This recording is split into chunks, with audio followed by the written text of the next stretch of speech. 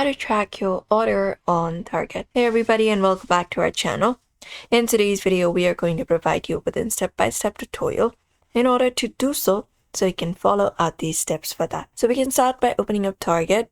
You can just go over and head over to Target, the application, or go to the website as well, and sign in into your Target account if you're not signed in. Now, once we have done that, we can look out for a profile option, usually in the top right corner. You can just go and tap on it, and here we'll be finding different options.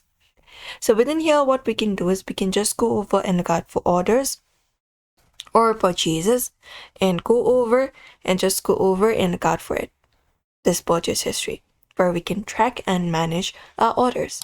So we have this order history right here. So here you can find the order that you would like to track from the list. You can just scroll down and look out for your orders here, and then you can look out for the order and then view, tap on the option called view tracking details. It will show you the shipping status and tracking info, and other tracking updates appear after your order ships, and then only you will be able to find it. And it may not show right after you place the order, so you can wait for 24 hours if nothing appears yet.